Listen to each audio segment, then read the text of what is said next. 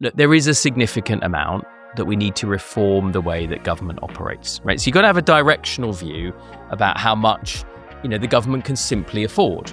And there will always be more demands on government, just as there are if you're a finance director, right? You've got the sales guys want money and the advertising, and the product guys have got any product. There's always money. There's always more demands. But you learn to say no. And you've got to be, we need that the next generation of politicians will have to be steely, because we've been paying ourselves more than we can afford. And so you've got to learn to say no. You've got to have boundaries, and you can't expect the state to do everything.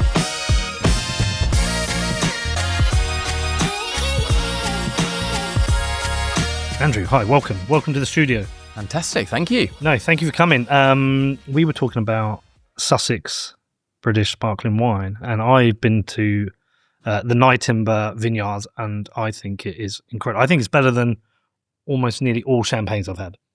I've got to be very careful because you're not allowed to have a favourite child, and there's a lot of fantastic now Sussex, particularly sparkling production. But Nye Timber is iconic, and I think it's probably the most successful in terms of an export brand around the world. And it's a really growing industry in the UK. Everyone should drink English sparkling. I mean, none of this French nonsense. I mean, we've managed to get it stocked in the House of Commons, but you can't imagine the Elysee Palace stocking English sparkling. So there's work to be done. I think it's a sign that we can produce amazing things in this country. Absolutely, fantastic. And that people want to come here and do that. A lot of the people who've setting up, against a lot of initial skepticism to start off with, have done so, perhaps bringing their skills and experience from overseas as well. And it's doing wonders. I say, people have heard of the Napa Valley. You're going to hear the Arun Valley as a hospitality, foodie, tourist destination in the South Downs. All right, so anyone listening, if you go to a posh restaurant, look for the English sparkling wines and support British. And neither of us are promoting. I mean, neither of us are paid for that. We're just passionate about this great product. Well, Connor knows. Connor's my son. He knows. I love my Nye Timber wherever we go. I order it. Anyway, listen. Look, you don't want to put too much pressure on you, but you're kind of my great hope within the Conservative Party, and on, the shadow bench. But you're there in that there's not much business experience within the government, and me as a business owner, I'm kind of banging my head against the wall of some of the decisions that are made, but people don't seem to understand business. And I don't know why you've gone into politics. You could have had a very easy life in the business world, in the corporate world, probably nice, comfortable retirement. And you've chosen to go into the battlefield of Westminster, but you're kind of my hope.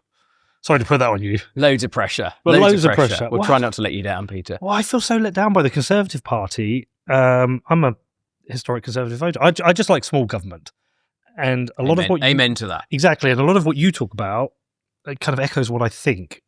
And so, why did you choose to do it?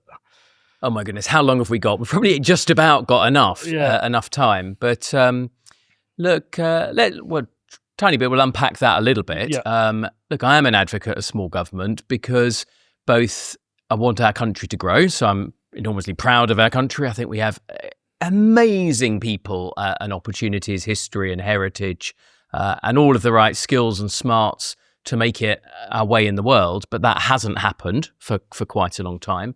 But also morally, a large government starts to absolve people from their own moral agency in society, whether it's feeding kids breakfasts, which of course there are some exceptions, but by and large, that's something that we've always left to the private realm of parenting, and the moral importance of how we just choose to dispense charity or give of our time. I'm fantastically fortunate to represent wonderful communities with a real sense of community, and you saw that most visibly with COVID, where a lot of state agencies effectively fell over. No disrespect, but they effectively fell over. They weren't there. They were locked down, or they were contented and dealing with some other parts of the crisis. And it was the community, individuals, friends and neighbours and churches and voluntary groups that stepped in and dealt with that. So we can come back to that. That's the sort of moral piece. But they always will. And they always will, because it's a human nature. It's how we built civilization. And in many cases, it predated government, particularly the sort of government that we have. It's what bonds us as human beings. And you don't need a clunking fist of a government absorbing a disproportionate amount of people's resources in order to have good communities. You ask why I'm doing it. Yeah. A myriad of ways into that, in truth. One is that I had a wonderful career in business. I was enormously lucky. And you make a little bit of your own luck, but you've also, a lot of portfolio performances, what sector or asset you choose to invest in. And the one I spent most of my career, 20 years in, was television. At the time, it was growing enormously. Suddenly there was more choice. People were willing to pay for that choice. And technology enabled you to deliver that in a way that if you were obsessively focused on the needs of consumers, millions, and literally millions, I mean, we ended up, I think, with 15 million customers, would give you their custom. You had to earn it every day, but that was a wonderful, wonderful journey. And I popped out at the end of that. The business I worked for, Sky, many listeners will be familiar with the brand, was sold. And as part of one of very few senior managers, the world would have been different, not better or worse, just different after you've effectively run your own ship for 20 years.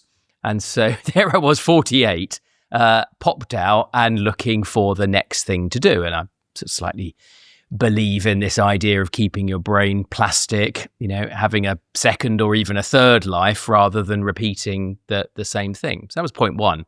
The second is my values had always been that I believe it is important that we have good people governing us. And I had been involved in conservative politics in my youth. That was my misspent youth. I'm afraid it's not very exciting, but I was involved at university. And then I did in my very early years of my career go and stand as a parliamentary candidate because I thought that it was important who governs us.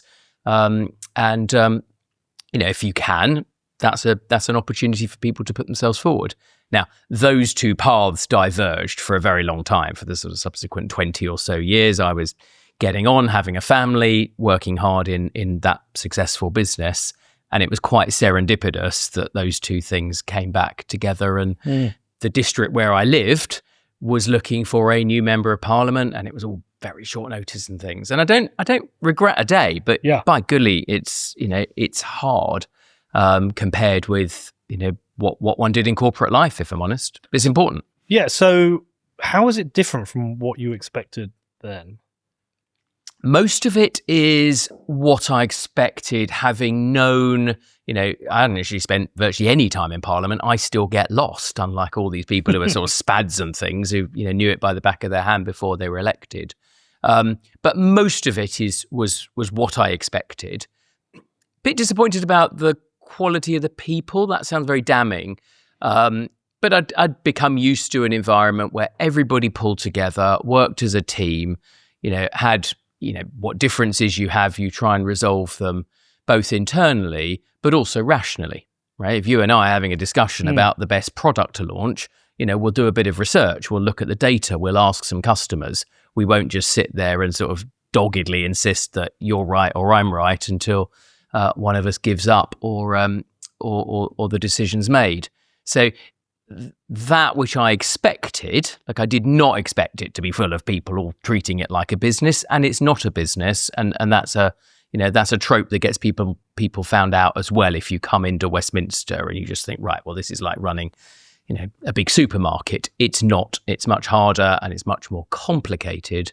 But you asked, and the quality of people, the lack of propensity always to work together as a team, and they're really demoralizing. I remember I joined in 2019. I still think I'm a newbie, but it's quite bad when you suddenly go and discover that one of your contemporaries, someone who's one of the other 300 or so Conservative MPs or one of the other 650 MPs, is going to jail for doing something quite bad. I mean, that, you do get bad apples in every large enough barrel, but there's definitely a few more in Westminster. I have to be honest about that, and that makes your heart sink for someone who thinks this is an important domain in which to work, and you should be having, the best people from all walks of life.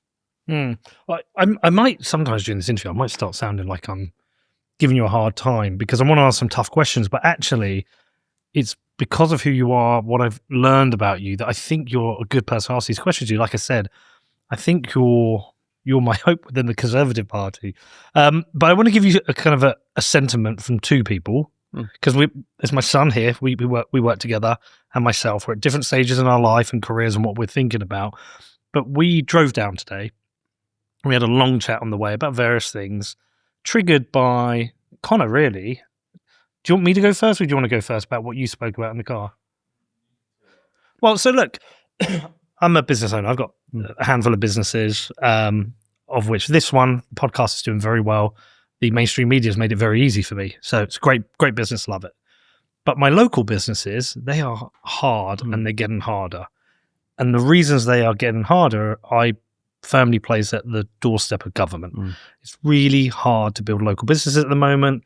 The various employment regulations are a challenge, but also the high levels of taxation are making it difficult for the company itself directly, but indirectly in that people have got less disposable income. So they're going to my bar less, my coffee shop less. And it's also making my appetite to invest lower because I just know how hard it is.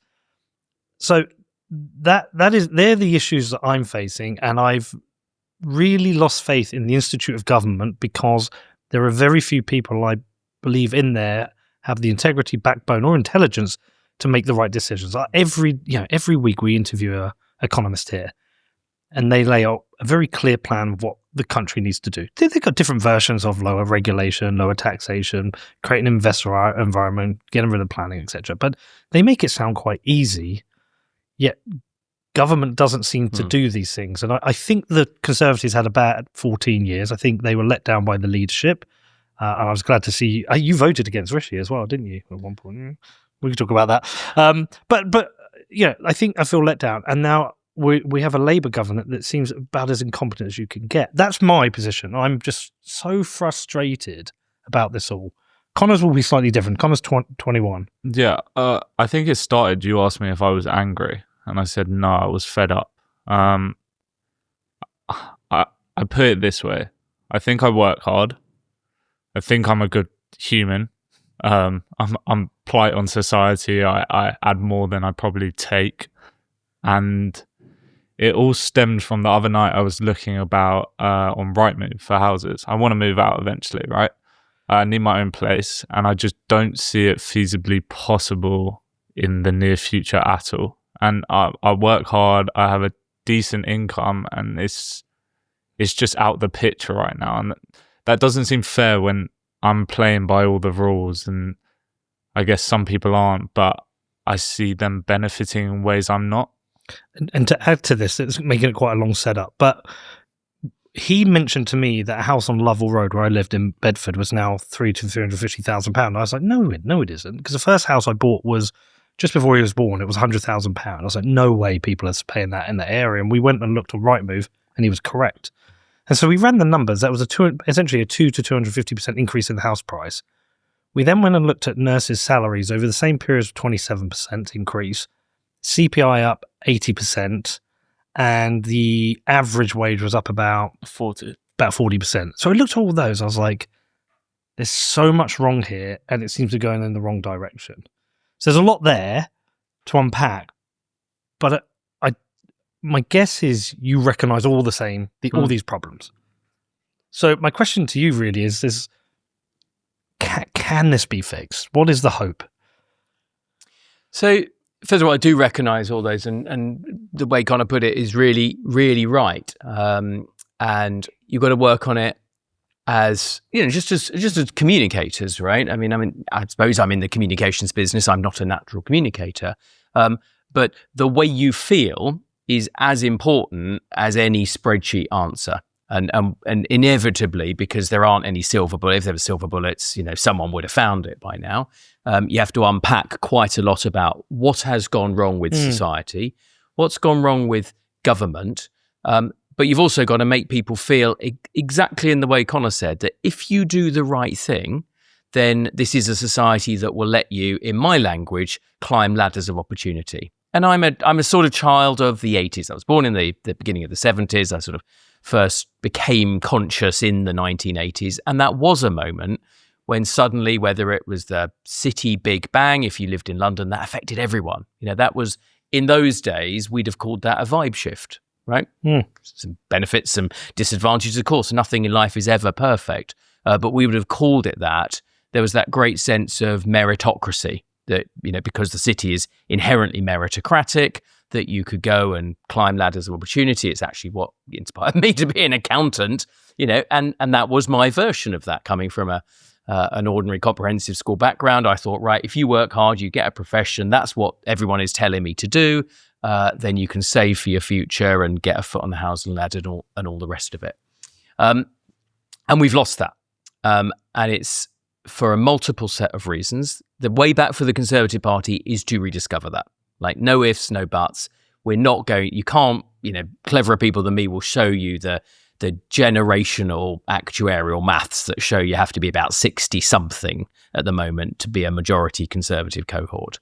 So we've got to, in political terms, reach out to people of Connor, and actually my son's probably not a dissimilar age, just at the start of his career. A lot of that is about people keeping more of what they earn. If you feel that you're trying to outrun the debt of a student loan, it means some people, young people in particular, have much higher marginal tax rates, the rate at which they keep less of their own money, than even those who've got more developed careers. There's pieces about access, as you get on later on, to children, Connor, the availability of childcare. We have marginal tax rates. Connor may not fully be hitting this bumper yet, depending on how much dad pays him. But you can certainly have marginal tax rates as you're a married couple trying to pay for childcare in London of something like 79%, right? I mean, that's proper like 1970s Rage Against the Machine sort of stuff. And if that's the message we're sending to young people, that, however high you climb, we're just going to increase the gradient against you, then that is properly wrong and, sad or despondent, or even a bit of anger about the system that is allowing that to happen and being quite passive about it. It's not, this week, right, is a good one for you. On Thursday in Parliament, we're going to spend the day discussing incontinence and water safety. Now, as it happens, I can explain to you that, incontinence is a very debilitating condition, and it's reduces the quality of life for a lot of people. So it's not that incontinence is a trivial thing for us to be debating. But there are some very, very pressing issues in society. And I do think, having been in Westminster now for 5 years, but I'll probably never be an insider because I didn't grow up in it and most of my friends aren't in it. And but that's not where my skill set is. That's what people will like about you. Well, I mean, whether they like it about me or not, it is me, right? And it would be nice, and it would spread the burden. We have some very good people from business background in Parliament, but it would be nice if there were more. And it's even more important when it comes to delivery, right? To actually, if you're then lucky enough to be in a party that forms a government, and suddenly you are putting parliamentarians, because that's how way our system works, parliamentarians in top of leading big organisations to either build more homes or reform a planning system or control the supply of money. Because, one of the reasons why you saw such expansion in the price of that property in Luton, was it Luton? Bedford. I don't know why I always think Bedford and Luton together. Well, they're next door. Yeah, we're next door. Why has that happened? Actually, it has happened because, there was a time when I would argue the state lost control of its money supply. So we're not sitting here, being negative. I hope we won't be exclusively negative because I'm much more interested in solutions. Mm-hmm. Otherwise, I would run a mile, right? If I concluded to your question, are we stuck with this? Is it just so broken? There is no hope for Connor. It pains me to my heart, the number of young people who are leaving. Now, that's always been the case. So again, I sort of try and inject my own balance. There's always been young people who've left this country to seek fame and fortune overseas. It's how we actually managed to run an empire, and it's how we built bridges in Australia and discovered the New World and all those other things. But it feels to me that people are feeling a little bit more pushed. They're not just looking at the opportunities, they're also trying to escape high house prices, escape crime, escape that sense that they're just going to get taxed and taxed and taxed, and no one's ever going to have their back. So that's on top of the wealth creators and millionaires that are leaving this country. I think there's another thing as well, another push in that I met with a young lad. We've got a little fund in Bedford. We just give money out to kids who want to do sports or business who haven't got the opportunity. And I met a lad, and he set up a health shop business, health shots like the turmeric. And yeah. Very good. And I asked him his background. He'd been to university, and I said, "Why did you set this up?" He said, "Every time I apply for a job, there's 100 people applying. There's 4 interviews. There's a different application process." He said, "It's just so depressing." He said, "There's not enough graduate jobs available," which to me, I think is downstream from a lack of investment that's coming in. So I think that's another reason. The humble bee, a keystone species crucial to the survival of Earth's inhabitants. Here's how things would look if bees vanished. And here's how they'd look if humans vanished. But imagine if instead we became a keystone species by doing things the right way, by taking responsibility for our actions and becoming the solution. Iron mines the world's most responsible currency the right way. Because the future depends on it.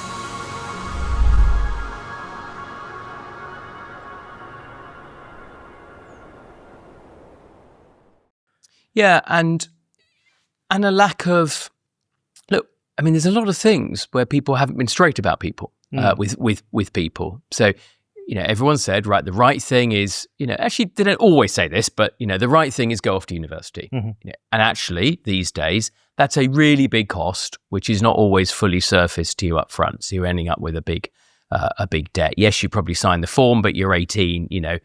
You want to get out of the parents' home, and this is the one opportunity in front of you to do that. So people are then incurring quite a lot of debt or quasi-debt. And the graduate premium has never been lower. So we've seen all of salaries sort of compress around the middle. So the state has lifted up the national minimum wage. And that's become one of those truisms in Whitehall. All parties have sort of every year said, we're just going to increase the national minimum wage.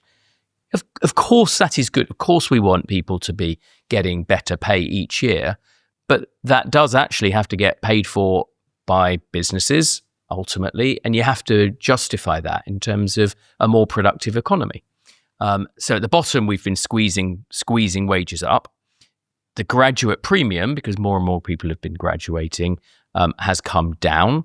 And the jobs that we should be creating aren't being created at the sort of pace that they need to be for all reasons. And sometimes those jobs do go to people from overseas. If you go to, some of the AI jobs or some of the wonderful technology companies that are here, of course, their hiring policies, they're indifferent in many ways to the country that they happen to be in.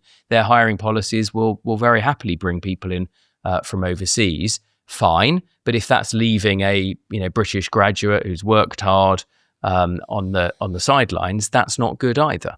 So we've got to fix these things. And the thing that I am optimistic about is they're all fixable, right?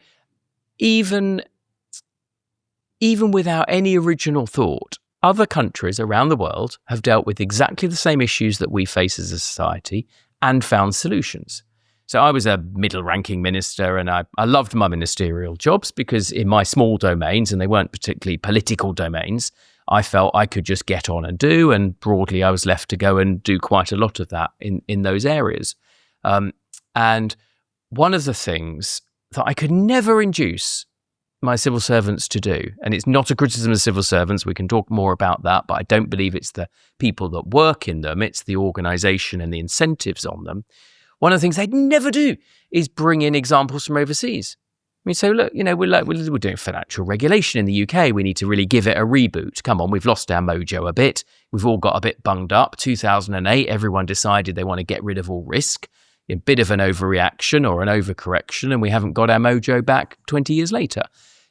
Tell me what Singapore have done. Oh, well, we don't really, Jesus, I mean, get on a plane, go and talk to these guys. I got to a point where I was saying, look, personally, I'll buy your plane ticket. We need to look, particularly the Commonwealth, right? Look at what Canada's done. Canada's had to, Connor, yeah. Well, we're going to Singapore on July the 6th. Yeah. For this exact reason. Yes. We want to know. Correct. We want to know why it's working. Why is Singapore working and the UK isn't? Correct. And stop over in Abu Dhabi, because too many of the financial firms that we should be really doubling down on here, are opening up in ADGM. And, MAS in Singapore is a very progressive regulator, and on and on and on. There is a little bit of a sort of British exceptionalism that they could tell you what we did in the 19th century. They could tell you what happened, in the post-war period, but we're not as good at what you would do in business, which is steal with pride, right? Who's best in the world at this particular process, or who's had this particular problem before? How do we deal with that? And that's one reason why I'm optimistic, right? Okay. I'm optimistic because technology can throw up new solutions, and because we as human beings, and actually, I've never been more someone on the centre right, all my life, all the centre right. I've actually never been more optimistic. I mean, we did lose our way, right? I'll happily say the Conservative Party lost its way, right? You can pick your moment and leader. What do I think it went wrong? I think a little bit of government-itis. I think post-Blair there was, look, I'm not an expert, by the way. I think post-Blair people, were a bit in awe of Blair. And just as Blair, I would observe, sort of was very much defined by Thatcher and the period that came before.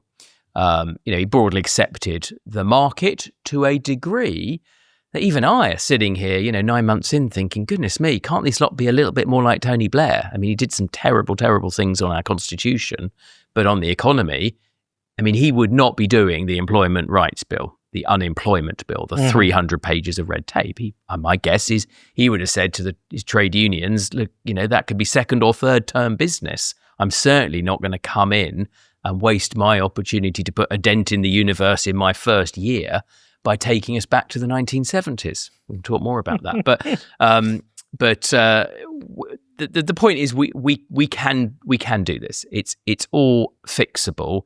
And on the centre right, whether it's the Conservative Party, which I think is, rapidly repivoting to a position, that I'm very comfortable with as a mainstream centre right free market conservative, or it's groups like Looking for Growth, Lawrence Newport, building his little tribe.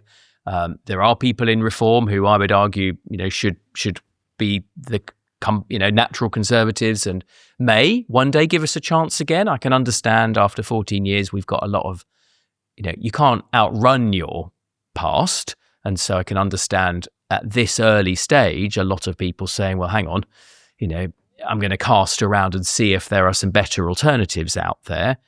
My view, as long as we do a good job of getting ourselves back in the position that we need to be, articulating the policies and building a new set of people to do that, whichever party they're in, the next couple of hundred people elected to be part of a centre-right government are going to be really, really important. Are more of them going to be people, from a business background or a background of delivering? The big issue I saw in government, and I'm not a sage, I did a few years stint in government and enjoyed it and probably learned more than I was fully able to put back because I was quite junior, is you've got this great ability to get things done. Right, government is the ultimate scale vehicle.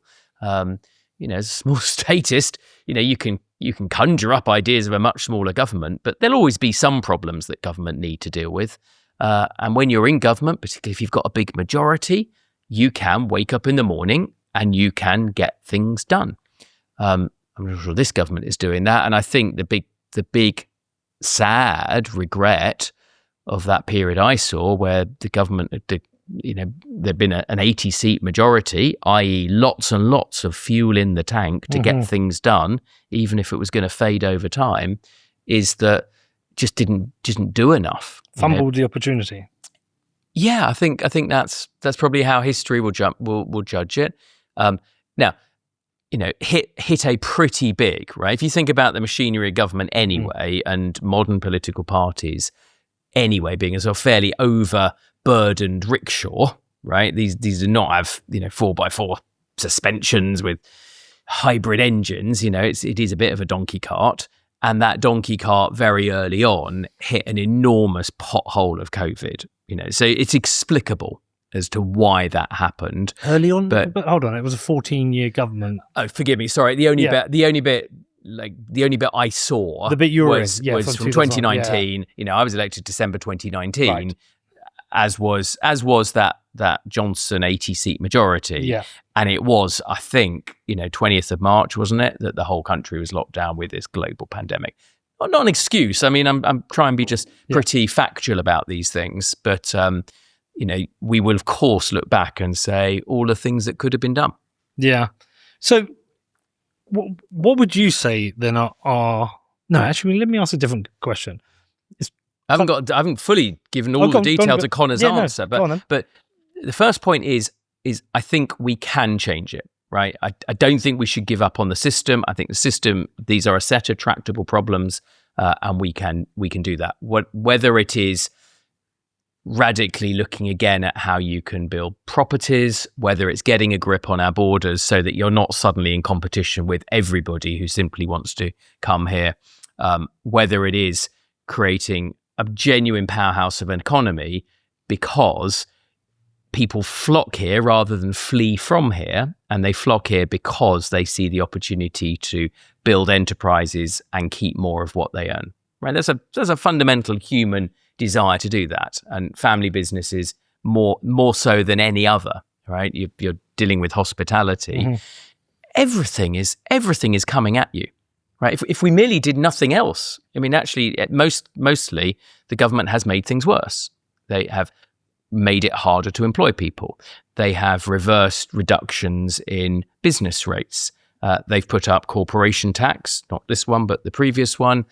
The conduct with which HMRC operates is really hard. These are people that tried to turn their phones off for 6 months of the year. Right? If you are a small business, what's the most precious thing you have? It's the opportunity cost on your time.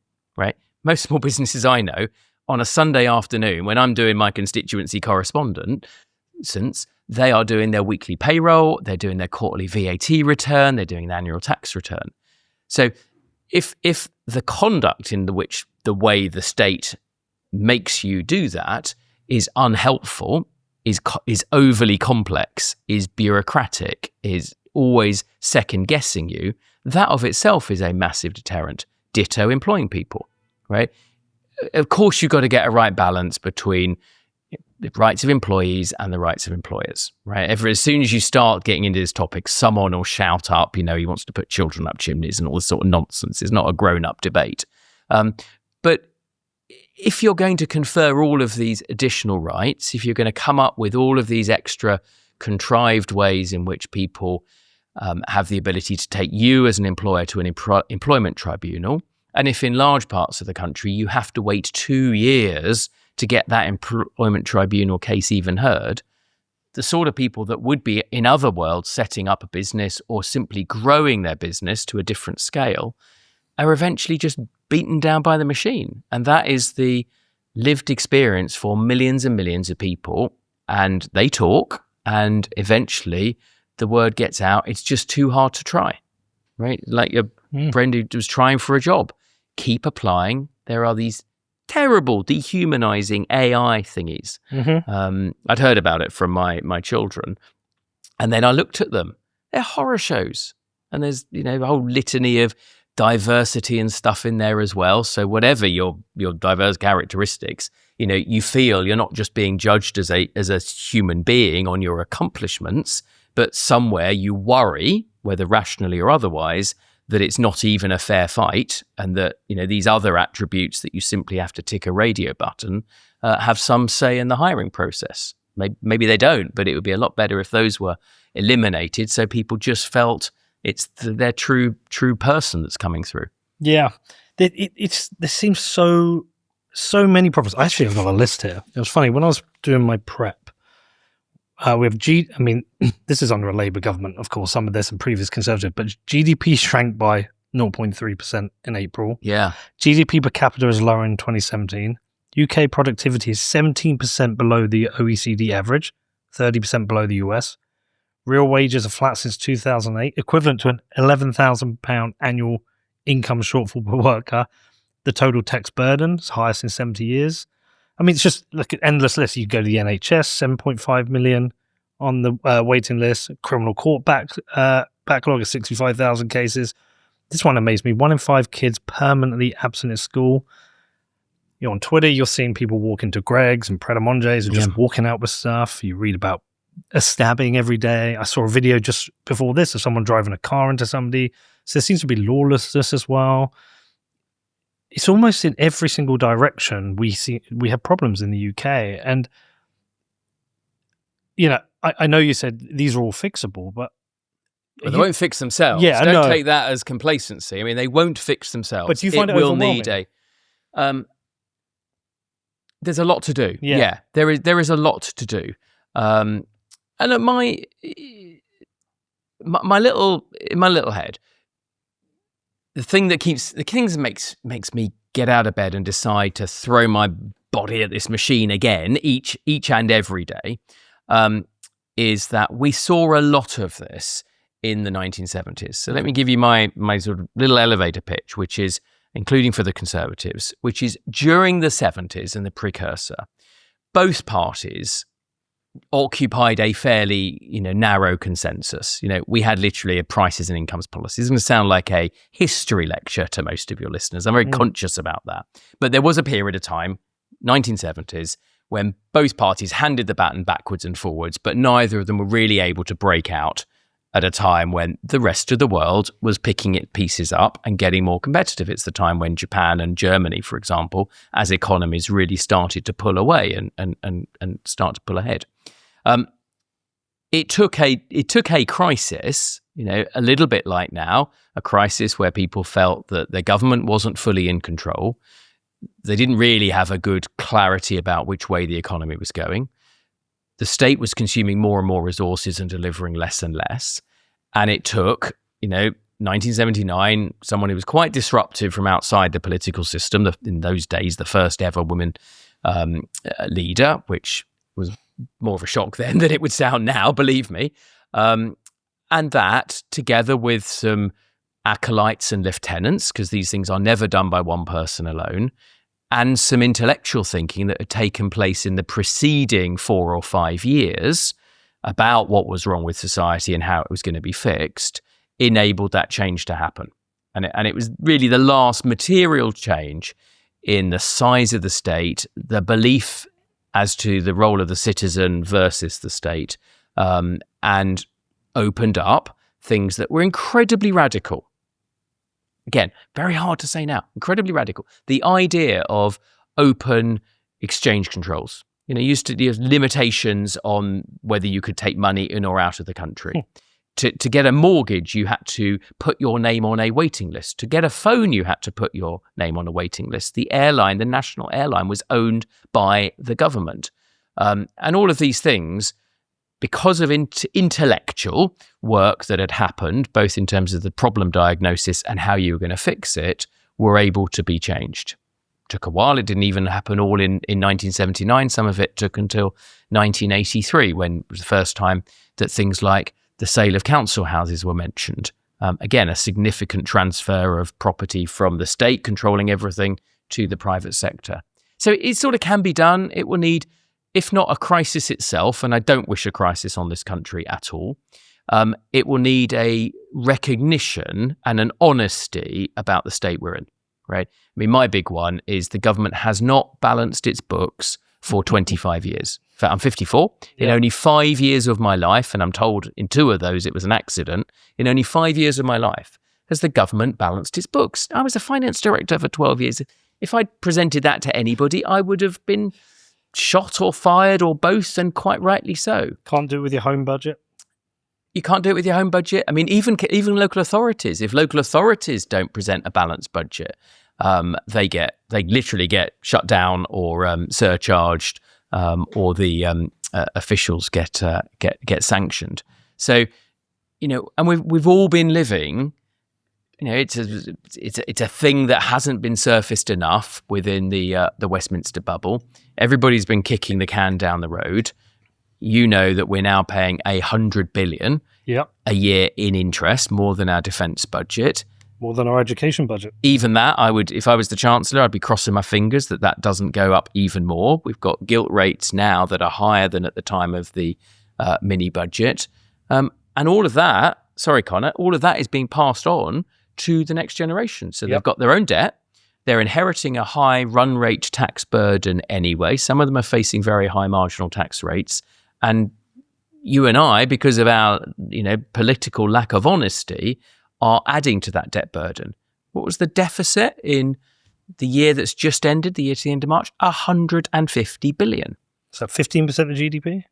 It's not quite that much, but it's a huge number. Our GDP is $1 trillion.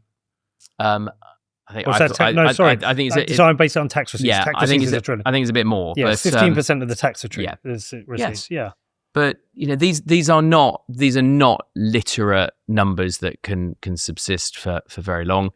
Our GDP per capita. I mean, I was amazed to find this. I was giving a speech, and I thought I'd say, look, we're no longer in the top 20. Right? And I thought that was pretty horrific. But I imagine there's probably some Andorra or some posh ski resort somewhere with a very high GDP. The truth is, we're not even in the top 20. Right? Where are we? We're about 26 in the world.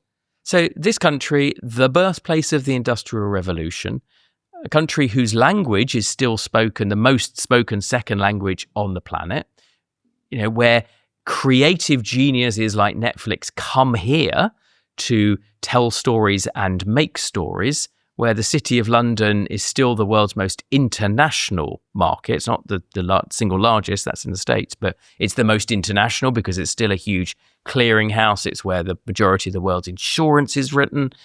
We're still fantastic when you look at the lineup on Formula One. I'm a Formula One fan. If you look at the lineup of the grid, over half of the teams are based here. It's a complete polyglot. It travels the whole world. Who's your team? Who do you... I'm at the moment McLaren. I mean, I kind of like the underdog. Didn't they knock each other out on the weekend? They did you'd think there'd be some meetings without coffee this morning in the McLaren garage. I watched it. What did you bring up there, Connor? Was that the actual list? Yeah. Oh, here we go. So who's top? So top you have Singapore, Luxembourg, Qatar, Ireland. Wow. Is that Iceland or Iceland? No, it's Ireland. Yeah. Macau, Norway, Switzerland, Brunei. Yeah, well, you see Ireland, but why? Because of the Laffer curve. Because they lowered corporation tax. Just Google it. Yeah, no, I know the Laffer curve. I know you know, but so they lowered corporation tax. That attracted many successful, noticeably tech companies. But they got fined to come and locate there. They got wrapped on the knuckles and fined very, very belatedly by the European Union. Now we're not in the European Union, so that's not even a sanction that we would face. It's a strong argument for markets. I'm not making tax policy before anyone from HQ shouts at me, but it's a good illustration because it's not all happening on the very successful dairy and beef industry. So Ireland's $124,000. What's the UK, Connor? 26. There you go. I was right. So we're under half. That's actually insane. And we're being overtaken. Yeah. I mean, look at the countries on this list that simply would not have been there, many years ago. Yeah. So this is the inheritance that if we do nothing, the do nothing scenario is that just continues. Our young people don't get the sort of opportunities that they should, and that we should demand or expect and work hard for as a country. Now, how do we do that? Look, there is a significant amount that we need to reform the way that government operates, right? So you've got to have a directional view about how much, the government can simply afford. And there will always be more demands on government, just as there are if you're a finance director, right? You've got the sales guys want money and the advertising, and the product guys have got any product. There's always money. There's always more demands. But you learn to say no. But you learn to say no. And you've got to be, we need the next generation of politicians will have to be steely, because we've been paying ourselves more than we can afford. And so you've got to learn to say no. You've got to have boundaries, and you can't expect the state to do everything. I think it's an emotive one. They're always emotive, but I'm happy to be the bad guy. This whole point about every single child having a free school meal breakfast thing, Rations. no, right? No. If you've got an individual, parent, for whatever reason, we understand in society things don't always work. Yes, of course. But why make that a universal entitlement, right? Why push that out? And by the way, I spend a lot of time in my small village schools, and all we're really doing is pushing the burden onto the teachers. So instead of the parents, having their child present for school, with a well-fed, full tummy, we're actually pushing that burden onto hard-pressed teachers. But Andrew, the cynic of me would say the reason you would give it to everybody is that at a time of an election, Conservative Party said that we shouldn't be doing this. A Labour government could say, well, the Conservative want to take money away from you, and money is being used as a leverage for votes. That's the cynic in me. And that's that. I don't even think they're cynical. I think that's spot on. I think every socialist everywhere, essentially believes that enlarging the role of the state makes people's lives better. I don't believe that. No. I think there is the role for a state as a floor to maintain a civilized society, but the larger the state gets, just as Hayek talked about in the last significant expansion after the Second World War, it actually undermines the role of civic society. It undermines the role of the family. If the state is responsible for childcare, if it's responsible for feeding your children, then when that goes off the rails, and we do have rising crime and shoplifting, and nobody's taught those values because the state has stepped into so many other domains in people's lives. So I like the fact I'm not saying the state teaches shoplifting, by the way, but no. But there's always a debate, and there's a huge, when the state is spending 45p in every pound, that is a big burden in our knapsack, right? We're running competitive race against these other countries. In the US, our 45p in the pound is closer to 35p in the pound. In Singapore and probably some of those other countries that are overtaking us, the state spends, much, much less, right? Singapore, it's about 11p in the pound. We're not going to get there, to be clear, but those are sort of the pace cars, right? In Formula One terms, if everyone else is lapping you, you've got to lighten the load, and you've got to start making difficult choices, whether those difficult choices about welfare. I wouldn't make them about defence. Conservatives believe we should be spending more on securing our country and protecting our future, but a lot less people in the public sector. Do you think we should put a copy of The Road to Serfdom in every Yes. cubbyhole in the Westminster? 100%. I'm a self-taught conservative, and pamphlets like The Road to Serfdom, which I think was reprinted by the Centre for Policy Studies or the IEA. Yeah. So, you learn those lessons again, and it's important.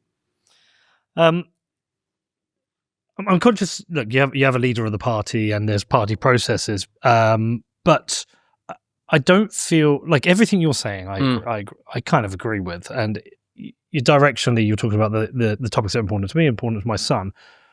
It still feels like the Conservatives haven't had cut through yet on these issues. But I think we're at a time where the nation is ready to have the conversation about its living beyond its means. I think historically, some people believe that government has infinite money. They don't. They don't understand the connection between growing the money supply and inflation, and what drives wealth disparity and the benefits of free markets. And I'm not a total free market guy. I believe there should be some regulation, but yada yada. But I think the nation is ready to have this conversation, similar to what happened. I mean, you're probably not fond, but you're probably a keen follower of what's happening in Argentina, just observing, Milei. I'm a fan. No, I'm a fan. Staunch libertarian. I interviewed his economic advisor, actually. Me and Kurt went out there and visited the country before he was elected. and that is at a time where, the Peronista? They essentially had a large voter base which lived on the teat of the government. Yet they were so fed up with decades of inflation and hyperinflation. The nation was ready for something different. Obviously, we're not in as bad a state as Argentina was, but I mean, even Milei at the World Economic Forum, that's where we're heading. I think the nation's ready for this conversation, more so than the previous time of austerity. So how does the Conservative Party create the policies and create this cut-through that's required? I think we're starting to get ready. Okay. And look, you've got to be brave anyway, right? Leadership is about taking people where they need to be before they themselves have got there. So I think we are ready for that. I think it's partly to talk about the things that we are talking about. It sounds perfectly rational and logical here. I mean, there are hundreds of members of parliament that would not recognise that. So the things that we can have, or Liam Halligan has been writing about, for example, or the Growth Commission have been talking about for a while, but this is a problem. To go mainstream. Well, sorry, I said I wasn't going to try to interrupt you, but it is a problem whereby we have elected politicians who don't understand the basic economics, and an electorate that don't really understand the basic economics because they won't understand what they're voting on. Well, it's our problem, right? Yes. We should own it. We as Conservatives should own it. I don't think we have spoken about first principle Conservative policies for a very long time, right? That's what I call governmentitis. You end up just talking about the policy in front of you that day. You never go back to first principles. When did a Conservative, ever talk about the real virtues of deregulation or the necessity of allowing risk and failure in a system? Right? I had little vignettes of that when I was a minister or around number 10, and something would happen, right? Carillion would fail, or whatever, TUI, whatever would fail, and everyone would say something must be done. Quick, we need a policy. Let's get a commission out to departments today. We need 5 ideas to fix this. Well, a certain level of failure in any ultimately human system or capitalist economy will happen. And so politicians, the role of politicians in that scenario is actually to be explaining, not just complying and running off and telling people what they want to hear. I picked bad examples, I don't know. But the point is, you've actually got to be willing to stand up and have those tough conversations. I remember, I think the rot set in, I won't name the politician, when somebody started talking about, regulating the fat sugar content of chocolate or something, right? I mean, once a Conservative, for all of it, again, it's individual merits. Once a Conservative government, and I think this happened a long, long time ago, once a Conservative government starts down that road of believing that the priority role of the state is to start setting micro regulations, you've lost it. And that brought in my view, a generation of people into politics that were essentially managerial. Essentially, they if you talk about Hayek, they probably think that's a chocolate brand or something. I mean, so you've got to go back to principles, and then you've got to be able to have those hard conversations with the electorate, who I agree in Argentina, ultimately, and in the 1970s in the UK, you can worry yourself silly about the fact that the number of benefits recipients outweighs the number of people paying into the tax system or whatever. I think ultimately, trust the people. They want a country that they can be proud of. They want a country that's got low crime, that looks after people well, but doesn't stifle their freedom.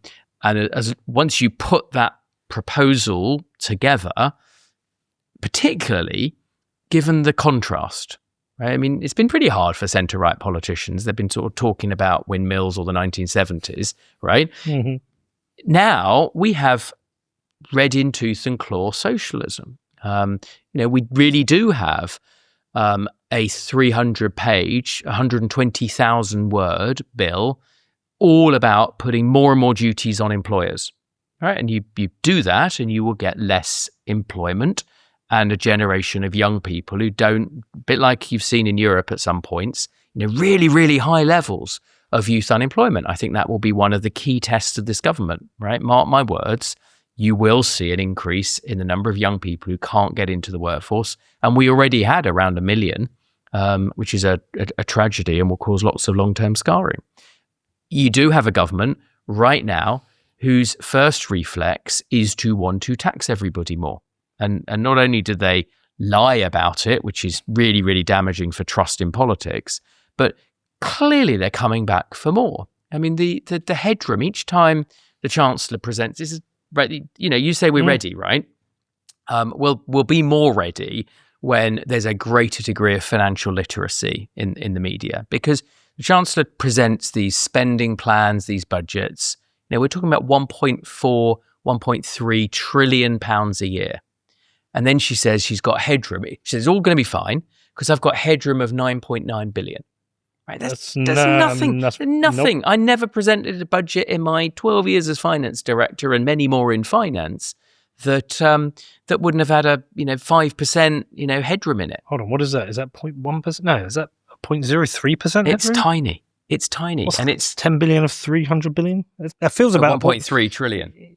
Yeah, but the headroom... It's a vanishingly small amount of headroom, and it means less actually than the ONS, who publish monthly forecasts and then compare it to the actual tax receipts. I mean, some months, those themselves can be out by almost 10 billion. So it's just, you just couldn't run an economy on the basis of it. And there's shocks. So that fiction persists because she stands up and everyone says, oh, well, she's laid out her spending plans and we won't need to come back for more tax. So the point is, how do you advance those centre-right arguments about you've got to make your books balance and you've got to come up with policies that do involve really hard choices and be very content with making those hard choices?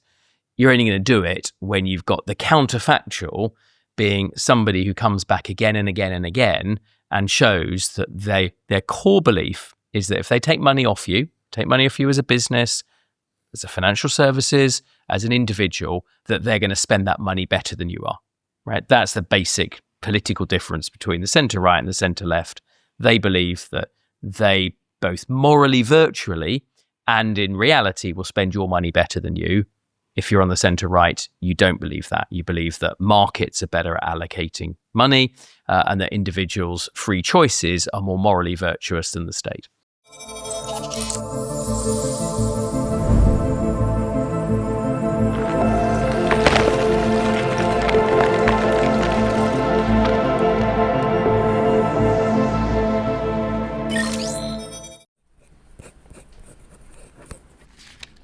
Very important that you don't lose this, okay?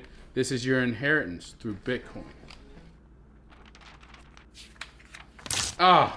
Let Bitcoin rip. Don't rip up your Bitcoin. Set up inheritance with Casa. And how much centre-right is there truly in government? Because there are what I believe are actually centre-left conservatives in government at the moment. In government, or when we were in government? No, in Westminster now. I don't believe. I still believe there are strong strains of the Lib Dems still within the Conservative Party. Well, Lib Dem Conservatives.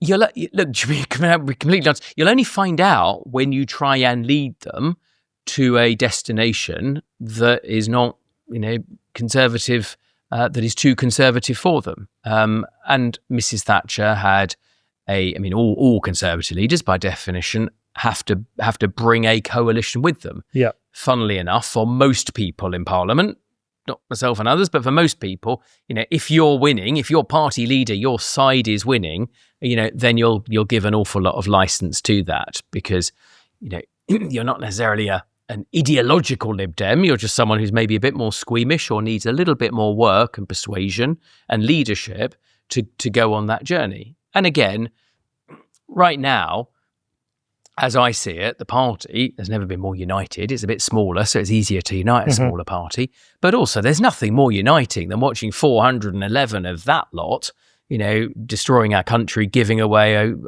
Indian Ocean sovereign territory, reversing 40 years of consensus about how you raise standards in schools, and on and on and on. So that itself is a uniting force. I'm actually not so worried about that, Peter. I do think there's a lot of work to do to actually have credible plans, right? So my version is, cleverer people than me will do this, but my version is 4 Ps, right? You've got your principles, and your principles will be unchanged. Right, people will articulate them in a slightly different form of language, a strong defense, on the side of people who, uphold the law, growing economy. Those are principles, and every centre-right party around the world would broadly have those principles, and we will, remind everybody what our principles are. You then have a set of policies. We have some policies already. The policies about extending the period before which people can get indefinite leave to remain. In my area, a policy of repealing the family business death tax and the family farm death tax. Those will be repealed in the very first budget of a Conservative government. Repealing the VAT on independent schools, if please, I hope some of them are left, survive the ravages of this government. So we've got some policies, and your policies are really the application of your principles to some of the biggest challenges, right? Hence why quite a few of them are going to be economic, and quite a few will be about things like immigration and borders. The bit that I think we're going to have to do is then have underneath those policies, plans and people, right? This is quite exciting, right? This is the renaissance of the centre-right. This is the one chance out of power to go and rebuild those plans. And as a operating sort of person from business, actually putting those plans in place. So on day one, we know which quangos we will be closing down, right? We know some of the people that will help us by taking the positions whereby government appoint people to lots of official positions, whether it's running a science funding council, whether it's running a Home Office panel on something. You need people, quite a lot of people, in order to perfectly legitimately bend the machine to your will. But you've got to have those clear plans in place to do that. Let me put it another way. Every politician I've ever heard for the whole of my life, almost of every single political party, has said they want to cut red tape, right? Have you ever heard a politician go along to a business conference and not say they want to cut red tape? And they meant it. When the words came out of their mouth, I absolutely believe they meant it. But you've got to have a plan to do that. Otherwise, you just come up with gimmicks like 1 in or 2 out, or 2 out, 1 in, whatever it is. You've actually got to be able to say, look, this is what we will do differently, right? This agency will go, this one will have far fewer people in it. We will take risk, right? We will accept some risk over here. Simple example, Connor wants to set up a business. I'm not going to age you, but in the old days, you would walk to a high street bank. That's what I did. My first business. I've got a loan, and you get a loan. Well, you'd even lucky to get a loan, but you just go in and you'd open an account, and you would sign a form, and you wouldn't even have to show in those days ID. But now it can take 8 weeks just to open an account, just to go through all of the regulations. Whole mishmash of all well-meaning, but all with unintended consequences. This is nothing to do with getting a loan. This is just so Connor's got a bank account so he can go and buy, his first supplies for his coffee shop. And technology has completely changed, right? You go to a festival, you can tap and go, can't you? Yep. Stride and all these other things, they've come along Square, so every other part of that process is beautiful. Right, it's beautiful, it's technological, it's seamless.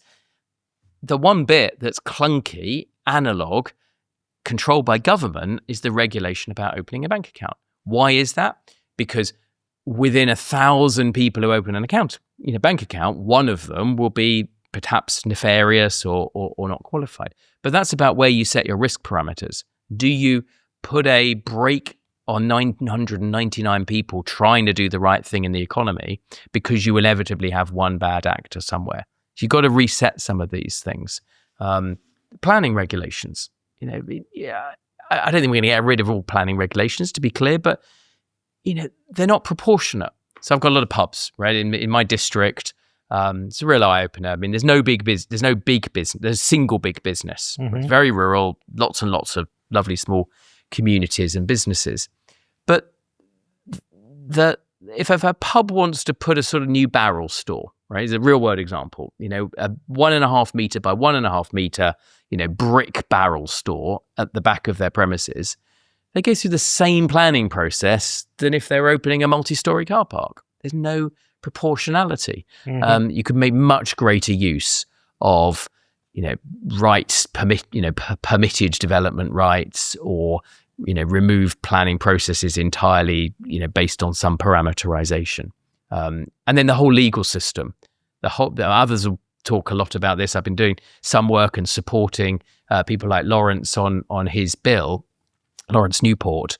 But the corpus of judicial review. Now, I'm not a lawyer. You've got to be very, very careful, because there is a business secretary running around who said he was a lawyer, and he wasn't. I did do a law degree.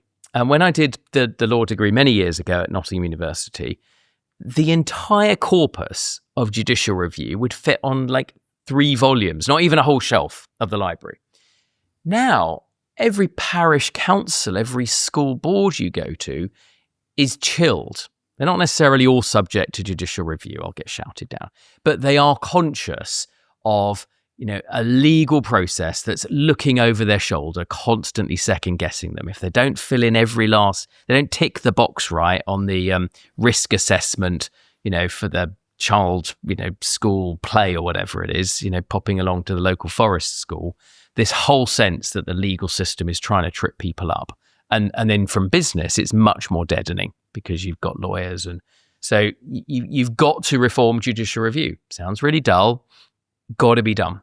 And, that work will have to be done before we get back into power. Again, if you're going to reform the civil service, not about the people within it. I always sound my civil servants very professional, and exactly the same sort of material, if you can say that would have joined Sky. I mean, these are young, bright graduates. They've got a good sense of mission in life. We, mostly the politicians, give them terrible leadership, and the way that the civil service is organised and the way they're compensated. I couldn't have run Sky on that basis, right? If you say to people, there's no progression for merit, you've got to sort of sit there and, you're all graded into these 5 or 6 different grades. There's very little performance-related pay. If you take no risk, if nothing ever goes wrong and you sit there for 30 years, actually we'll give you, really nice pension and probably all sorts of gongs and things. Of course, you're going to get an organisation that takes no risk. And by the way, you've constantly got people second guessing them, through public disclosure and all these other things. So we've built a system that is completely incapable of dealing with the task in hand, whether that task is regenerating the City of London to give it its mojo back, whether it's controlling our borders, whether it is getting to grips with building a very significant number of prison places. Whatever you ask it to do, you've got to reform the system. And there are lots of, it's not just me, there are lots of good, clear-eyed people now that understand what we need to do. So you mentioned on a couple of policies there, repealing the inheritance tax, which I think is good. And you also talked about the VAT on schools. That affected me. Well, it didn't affect me because I just pay it, but it's just annoying. But they don't feel radical enough. And the reason I bring it up is that for someone like myself, 2 parties are really vying for my vote. There's 2 potential parties I vote for. One would be Conservative, who the only party I've ever voted for, and Reform. And Reform have had a very interesting few years. We're hearing a lot clearer ideas around where they're going to go with policies. I think they've made a misstep recently by trying to do the opposite of everything Labour are doing, which is now making me doubt them, actually. I hope they would come in and be very conservative, want small government and try and wean us off this kind of socialist state we've built. And so actually, I think that's kind of a misstep. But at the same time, I think Zia's done a great job. I think Nigel's he's taken a lot of attacks and rode through them well and carried on as a leader. But there is clear cut through on certain ideas, certain policies that feel big and radical, like raising the tax threshold. I think that's a big radical idea, and it's great. I look forward to a funded set of policies, because I'm not an idiot. If I know they're unfunded, I know debt will go up and that'll drive inflation and they'll lose my vote. But you're an Austrian guy. Like, should we be more radical? Well, look, we're going to have to be more radical. Yeah. Right. So during the Blair administration, the state spent 40p in the pound. Today, it's 45p in the pound. And I honestly don't think you'd find a single person that would say the state is operating in a better way. Mm-hmm. So all we've got is a more expensive, larger state that is impeding our rate of growth. So there's going to have to be a significant amount of the state choosing not to do things. Now, there's some easy bits that all politicians love to talk about. We're going to, give slightly less grants to basket weaving, whatever. And that takes you somewhere, and you can cut the costs of Whitehall. Again, people like to talk about that, but those are the easy ones. The hard ones are when you start to really slice into, the welfare budget, the very significant growing welfare budget, and where you look at some of the other things that the state does that it may not be able to do at the same degree. And so I would expect us to be radical in that. I mean, now is the time to do the work. Like, the trick is, it's a difficult one, is to be radical and credible. Right? Okay. Radical, because if you're not radical, it won't be commensurate with the scale of the change required. Right? So if you're only marginal, that's not going to inspire anybody. That's not going to stem the brain drain. It's not going to change the rate of growth. It's not going to get us back into the top 10 countries in the world in terms of prosperity. So it's got to be radical, measured by defamation of where we are today.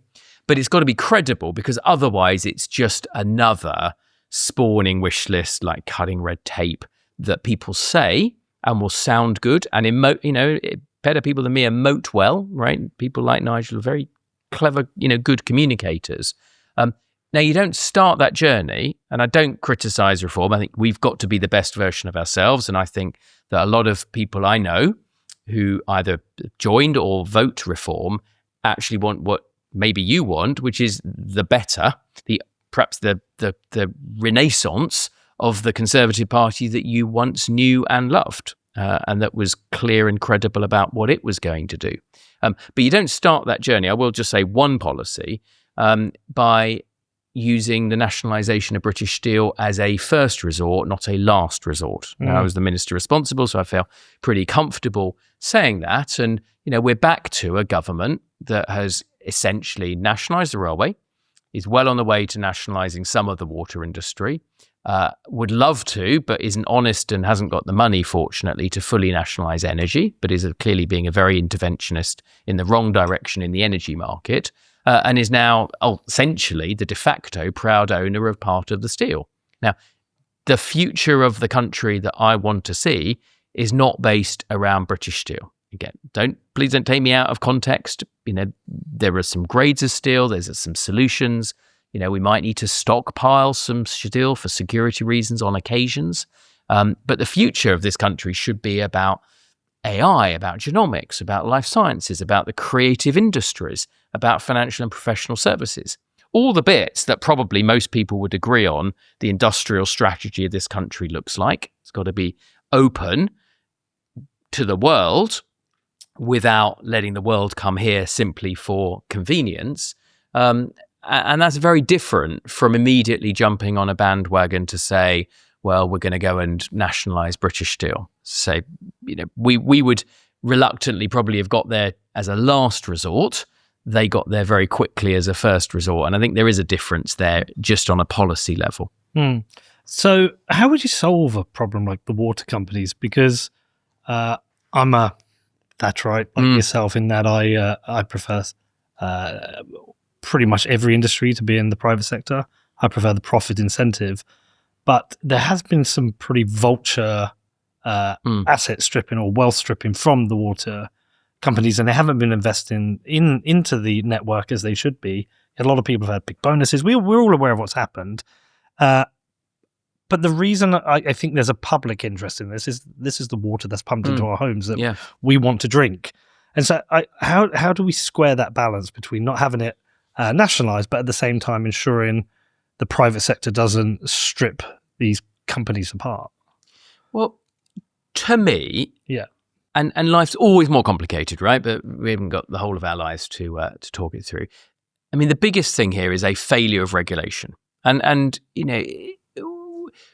we delude ourselves if we think that you can just come up with magically wonderful regulation. I mean, the law that Parliament passes the most is the law of unintended consequences. And these are not, I mean, literally we do that all the time. I mean, it's so an absolute horror show. Yeah. And these are not rapacious private companies, right? They were told the price of their product. They were told the return they were allowed to make on their assets. They had environmental regulation, they had economic regulation, they had conduct regulation, and they're subject to the criminal law and to fraud and every other sort of financial services rules. There's also a diversity of ownership, which didn't seem to me to result in a diversity of outcome. So you had some that were private listed companies on the London stock market. You had many that were owned by domestic or foreign private equity. And you had some that were owned by mutuals, their employees, or some that provided water from the state along with your council taxpayer, which is what the situation used to be before privatisation. We've all not been honest as a society. I think probably started a little bit with Ed Davey and the Lib Dems when the politicians said they're not going to allow water prices to rise. Right, so we know that the input costs go up over time. The people that work in the industry get paid more over time. And I'm not talking about the bosses, I'm talking about the people on minimum wage that work and dig the trenches and clear out the sludge and all the rest of it. And yet water today is no more, I mean, it is now because they've suddenly had a big spike up in prices. But for a very, very long period of this ownership, the politicians wouldn't let the industry raise prices. So we were all saying as citizens, we want our cake, we want cleaner water, we want pollutants removed, we want a new level of infrastructure, we want the 10 million people that have come here to have the same degree of sewerage and water, even than was there before, but without being willing to vote the means, right? And you see this again and again and again. It's why generally public ownership as a generality is a bad idea, because you end up putting into contention the idea of building a new reservoir to store water and make sure we've got security of supply with the immediacy of the NHS winter crisis. And we know which one of those wins. Yep. And you see that again and again. Just a first, not necessarily a defense of the situation, because I think there was a very significant regulatory failure on water, but you've got to mobilize private sector experience, incentives, standards. In many cases, the standards, when you look at housing, for example, there's problems on both sides of the ledger, but some of the very worst housing, the worst housing standards, the most mold, sometimes the least attention to their tenants sits in the public housing sector rather than the private sector. You always hear about a private landlord, they're always the one pilloried, nice Mr. Social Housing, whatever. They've done some of the worst things to their tenants. Yeah. Okay, that's interesting. So you're basically saying it wasn't free market enough. Well, I'm certainly saying that I wouldn't attribute the failings of the water industry, which I don't dispute, by the way, the failings in terms of the environmental quality and the fact they were allowed to extract too much money, for sure. I think those were regulatory failures. I think essentially Ofwat, to pick one, but Ofwat and DEFRA and ministers who made those decisions ultimately were either gamed or allowed themselves to tack to the short term rather than the long term. That's fair. I want to touch a couple of just kind of separate issues. We've done a lot of the economy here, and again, you're speaking my language, but I think Nick Timothy gave a very good speech in Parliament the other day, talking about free speech and the importance of free speech in this country. I spend a lot of time in America, and I don't feel we have a culture of freedom in the same way they have in the US, a culture of focus on individual liberty and individualism. Do you think that is also a conversation we need to be having as a country about the importance of freedom and liberty and free speech in this country more? Do you think 100%? Yeah, completely. And I try, because my own journey to being a conservative, my discovery that I was a conservative started at university. I try and go and speak to students on campus, and there's no question that they feel, and if you look at the surveys, the Legatum Institution used to do a survey of this as well. In response to the question, I feel free or able to speak my mind, fewer than half of people in Britain agree with that statement. Complete shock. Complete shock. I mean, Although I thought it'd be even lower. Well, it's a pretty terrible thing, right? That people feel that they can't speak their mind honestly. Now, even the Prime Minister seems to have some sort of delusions about this, because that's what he said to the Prime Minister, that we have, to the President of the United States, that we have this wonderful thing about free speech. I don't think people do feel free, and I don't think we do have free speech. I think people are cancelled all of the time. And I don't think we have a culture of it, though. I think we have a large percentage who don't believe speech should be free. There should be limitations on speech, and not just incitement to violence, hate speech laws, blasphemy laws, that they actually justify these laws without understanding the consequences on society. So on this podcast, you are definitely hearing me talk about Bitcoin a lot. Well, why? We live in a really strange time with governments driving inflation with their reckless spending and endless money printing. There is a way out of this. There is a way to protect your money, and that is by stacking Bitcoin. I've made loads of shows about Bitcoin. You can go and research this. You can go and read the books. But the truth is, it is the hardest money ever created. If you are interested in protecting your financial future, it's time for you to get on the Bitcoin train. I've been stacking Bitcoin personally and through my businesses since 2017. It's protected me, it's secured my family's future, and it also strengthens all of my businesses. So if you want to start stacking Bitcoin, where do you do it? Well, for me, it's with Gemini. They're a fully licensed, full reserve exchange and custodian, so they give you a secure way for you to buy and own your Bitcoin. There's no risks and no funny business. So if you're serious about stacking Bitcoin the right way, head over to Gemini.com, which is GEMINI.com. I think I'm not a historian, but I think one of the ways that we have taught our history, very partisan, very partial, very imperfect, has a lot to answer for. And as I travel around primary schools, and I don't have primary school age children now, so I'm doing that as the local representative. Every school has a Black History Month library, and a little Greta Thunberg collage on the wall. Not a value judgment, point of fact.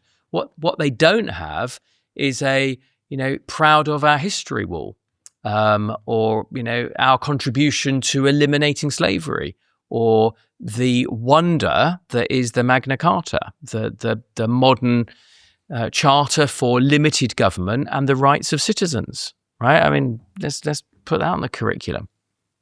I think that'd be a bold move. I mean, the US is very proud of its history. Why would it be a bold move? I think unfortunately, well, I'll go down fighting for that one. Come on, you've got to have Magna Carta on the curriculum. Well, I don't think we have pride in our history, say the way America does. Yeah. America has pride because they fought a revolutionary war that got rid of us, and they fought a civil war to free the slaves. They have these kind of proud moments of history, whereas I think we're often in the UK made to remember maybe our colonial times, and that's we're just bad people. We went around and conquered and enslaved people. But we don't have a pride. We almost have a shame culture. But I think you can throw into that. In the US, you have a very obvious split in certainly states and maybe even in counties of Democrats and Republicans. And I feel like the Republicans are maybe a little bit more proud of their history and proud of their constitution. But I feel like outside of the private school system, the majority of our schooling is very left-wing. I tell this anecdote on this podcast of a friend of mine whose school had a mock vote during the last election, and only one child in the school voted Conservative. The majority was Green or Labour, and I think that perhaps comes from the way we teach in our schools. I mean, I would fundamentally change the whole school system. I don't know if there's an answer to that. Well, look, I was never a fan of, I defer to Nick Gibb because he did some brilliant work on this, but personally, I was never a fan of a national curriculum. I mean, it feels to me as someone who's quite libertine inclined and believes in choice, and generally believes in sort of the scientific method as well of, ideas being tested against each other and then prevailing. That it can be quite narrowing if you have a top-down national curriculum, and that certainly is a much significant feature now than it was at the time of my own education, which was entirely state education as well. And then the last thing I wanted to get into with you, just to get your thoughts on it, although I can usually second guess them at the moment. The surveillance state we have in this country at the moment, I have no confidence that I have any privacy at all. I know Apple have been forced, and they're suing the government on this issue, but can be forced to unlock my phone. I have no privacy in my banking. I know all my information is available. I fear the rise of CBDCs, and I feel like we've become not as bad as China, but pretty much a surveillance state. And if you couple that with a lack of free speech, I feel like we're a fairly oppressed society and becoming more oppressed. Would it be a big, or do you think it should be a big focus of the government to free us from a lot of this? Well, first of all, I think you're right, and there's two ways to go. And so when the state is so visibly failing, and you're seeing this right now, and you will see it over the next few months, I think, as a debate on the left, and I fear it won't be that much of a debate on the left. So when the state's failing, you can either adopt the diagnosis of the right, which is, well, it's failing because it will always fail, because it's large and unwieldy, and you need to make it more focused on the things that only it can do, and then get out the way for a lot of other things. Or on the left, when they see the state failing, they say, well, it's failing because we're not putting enough money into it, or because it doesn't have enough social control. And you're seeing this with this very scary argument being advanced about digital ID cards. Right now, Tony Blair's a big fan. He's a big fan. Yeah. He's a big fan, and it's becoming the go-to answer for lots of things. Too much shoplifting, benefits fraud, can't control the borders. We're going to have more digital ID cards. And I don't see any instinct of this government that's going to stand in the way of that whatsoever. So you're going to have a big state that spends all of its life trying to work out how to control what you think, how to control what you say, restrict your freedom of expression, and then works out ever more devious ways in which to part you from your money. Now that's our opportunity, right? I hope none of those things come to pass, but that's also one of the prerequisites for people coming back and saying, well, look, I know they made mistakes, and I'm glad over time that I've heard what they have learned from those mistakes. And now I think some of the people in the Conservative Party, are serious. They've got a degree of seriousness about them, and they feel like the alternative to this, really quite bleak future, and that's why they'll come back to the Conservatives. But no, I'm against ID cards. I don't want my state to know every single thing about me. I think the cash, even though I was the Treasury Minister, obviously a fan of digital, of technology. I think cash is a really, really important safeguard of your liberty.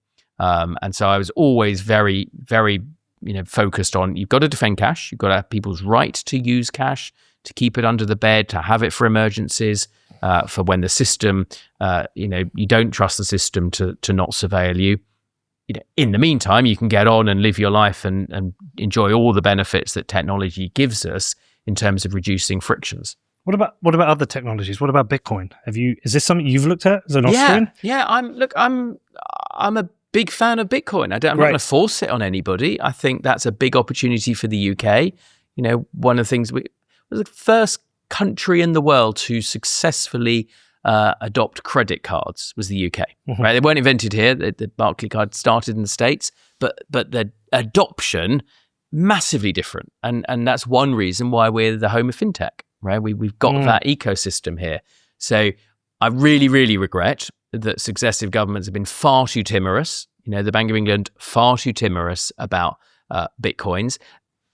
Massive disruption, massive challenges from that.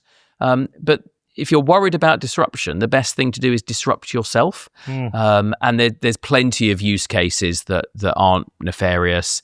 don't impede or restrict central banks.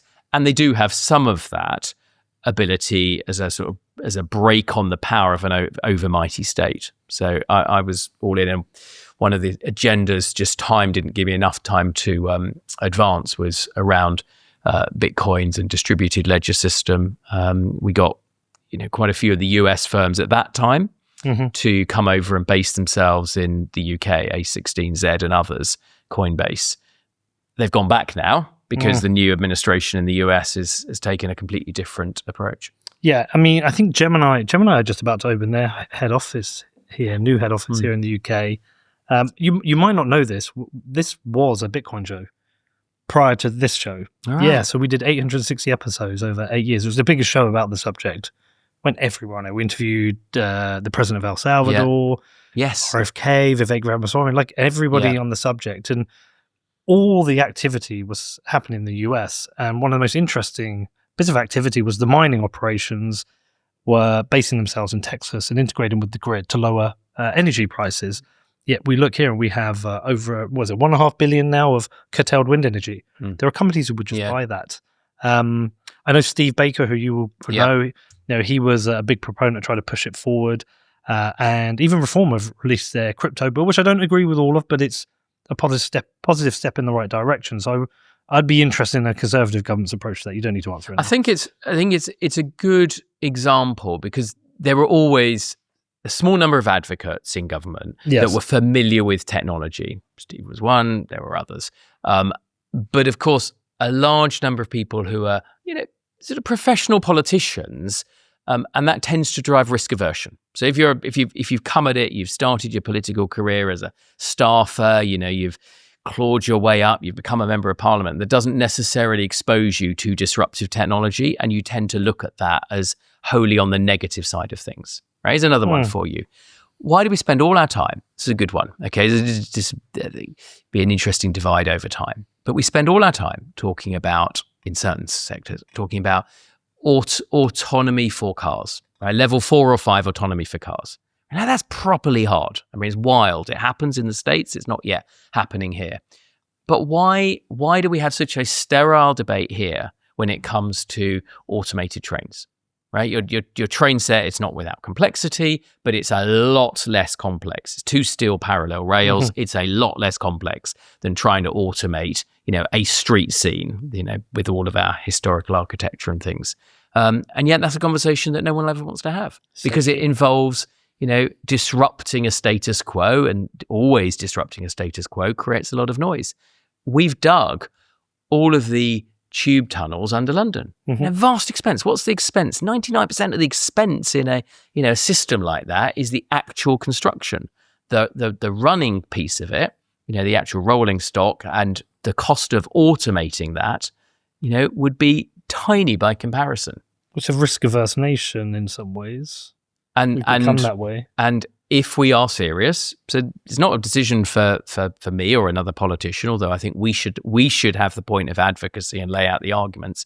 If we're serious about having good quality of lives, prosperity that will pay for our public services, exciting jobs for our kids and grandchildren, not burdening them with more and more debt because we don't radically change some aspects of our life, then embracing fully automated train driving is really not, as like Paris Metro's had it since the 1970s. That is not that high, I would say, on the sort of the risk appetite spectrum. We've got to get better at these things. I assumed we had it. I saw a video on Twitter the other day of a lady knitting while...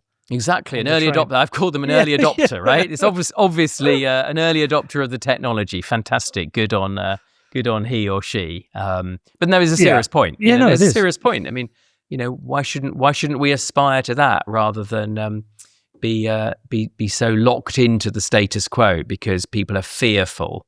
Yes, it will provoke change, and yes, some of those unions will cut up rough, right? But we've got to push through to get a better life on the other side. Well, listen, you've been really generous with your time. I do have a couple more things. One quick thing, because you worked in media for a long time. Do you think we need Ofcom?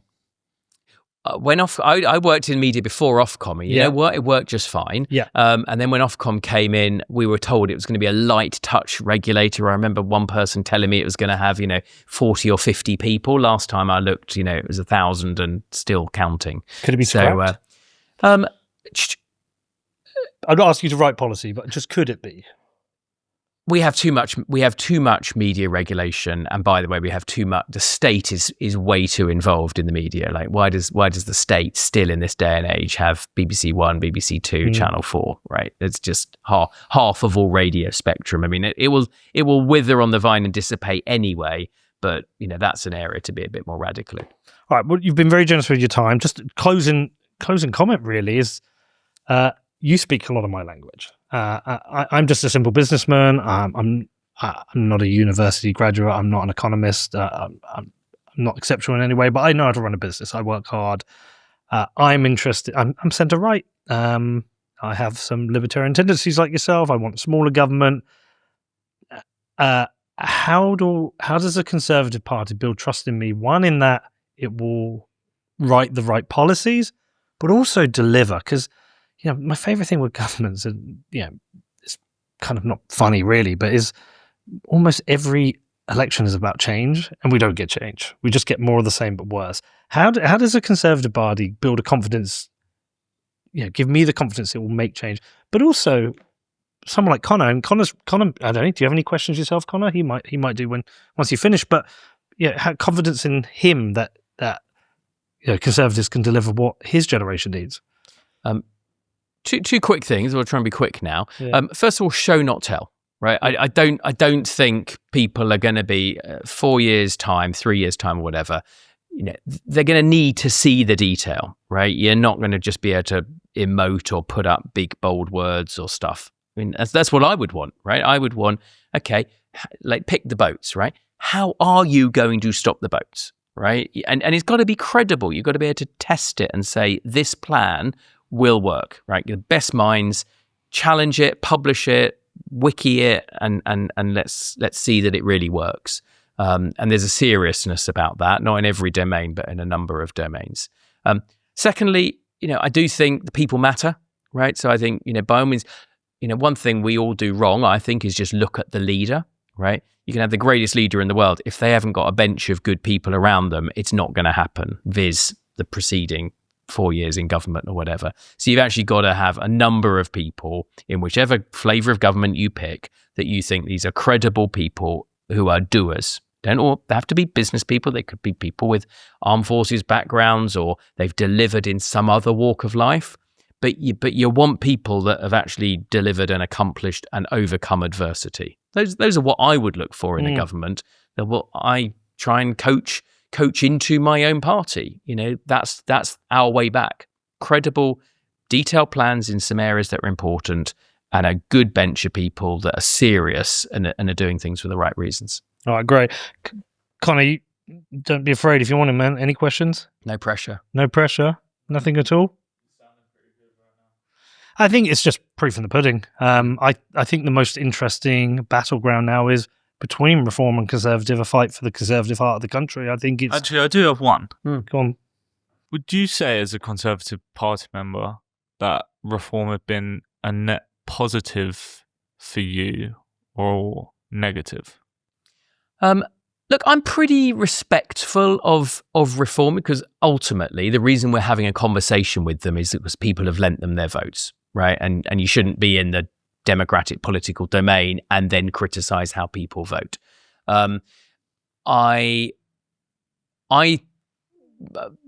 think control what you can control, right? And I generally don't sit there having too many abstract thoughts about who's going to be the biggest threat. I am old enough to remember the SDP surge. I'm old enough to remember someone who's a bit of a hero, which is Jimmy Goldsmith. He was an iconoclast who started the referendum party. So there's a lot of things that we would need to do if we are to be in a position to appeal to people who are currently supporting Reform. There's one thing I will lay on them a bit, which is we do have a government with a supermajority, and a pretty tyrannical supermajority. I mean, we can win the merits of particular arguments. They can even accommodate some rebellion of some of the more thoughtful people in their own ranks. And particularly right now, because they're at the know-it-all stage of a parliament, and all parties do it, don't get me wrong, half of all members of parliament are new. That's pretty scary, right? Because this is a constitutional break on what is otherwise a very, very centralised government that means you're being ruled by a couple of special advisors in number 10. So in my view, Parliament is really not doing its job well. There are none of the proper constitutional breaks on things like giving away the Indian Ocean territories, some of the other things that the government is doing, the attack on private schools. I mean, in the old days, there would have been some dissenting voices within Labour. Now, I'm sure they wouldn't accept that, and they would say, well, it was all about how terrible you guys were. But I do think however it came to pass, they've removed quite a lot of voices from Parliament who could otherwise have been making a big contribution, and they have, because of our political system, given Labour this huge supermajority. But ultimately, it's democracy, right? And we've got to, there's no point me fulminating about that. That was a fair answer to your question about reform. If we do a good job, if we don't split, right, I don't think anyone's going to have any appetite for us to split again or have more leadership elections. So we've got to look like every one of the 3.5 years worth of days that we are waking up in the morning thinking about being a serious alternative government and bringing, new people into the fold. I mean, they won't all fly under a Conservative flag. That's why, I spend a lot of time talking to other groups on what I'm calling the centre-right, because they share our diagnosis. Somewhere we've got to form a way of taking back control of the country and then doing the thing. The only reason why it matters is to do the things we're going to try and do. Well, thank you. Look, I appreciate your time. I know how busy an MP is to give up because you've got to travel as well over 2 hours of your time. I'm really grateful, but I think this is really important. I think these conversations are going to be of growing importance. Unfiltered, a couple of hours you've just given us. It's better than the 10, 20 minutes you sometimes get at best with the BBC and the 5 minutes here or there. So I really appreciate giving up the time. I wish Labour MPs would come on. We've only had Mike Tapp. If any of them listen, they should come on. I'd like to talk to them. I think they should talk to the nation. But the fact that you are, I think is great. So I'm very grateful for your time, and I look forward to seeing what the Conservatives do. Thank you. There's no bad questions, only bad answers. So I hope I've tried to avoid that as much as possible. No, thanks very much indeed. It's great to be here. And thank you to everyone listening. We'll see you soon. Bye.